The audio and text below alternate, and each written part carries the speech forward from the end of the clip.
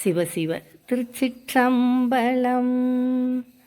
மெய்ஞானி அஞ்ஞானி இருவரும் ஏற்கும் தன்மையில் உள்ள வேறுபாடு என்ன?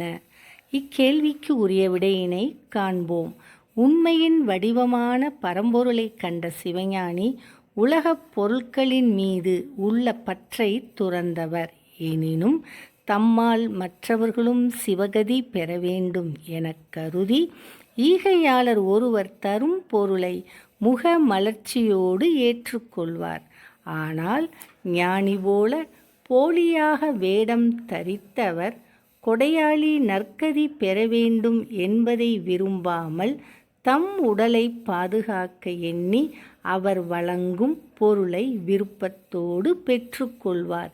இந்த அறியாமையாளருக்கு இந்த கொடையாளர் தாம் தேடிய பொருளை வீணிலே போட்டு இழந்தவர் ஆவர். இதனை சிவதர்மோத்திரம் என்னும் நூலில் தவத்திரு மறைஞான சம்பந்தர் 210வது பாடலில் அருளியுள்ளார்கள். இனி பாடலை காண்போம்.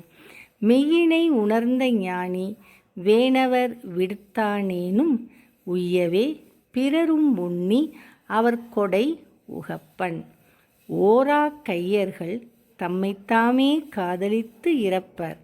அந்த பொய்யர் கை புகுத்தினார்கள் பொருளை இழந்தார் போட்டே என்பதாகும்.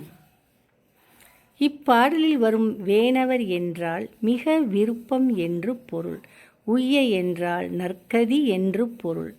உண்ணி என்றால் கருதி, உகப்பன் என்றால் மகிழ்வான் என்று பொருள். ஓரா கையர் என்றால் கொடுப்பவர் நற்கதி பெறுதல் என்ற நோக்கை உணராத கீழோர். இறப்பர் என்றால் யாசிப்பர் என்று பொருள். புகுத்தினார் என்றால் ஈந்தவர் என்று பொருள். போட்டு எனில் வீணில் என்று பொருள். திருச்சிற்றம்பலம்.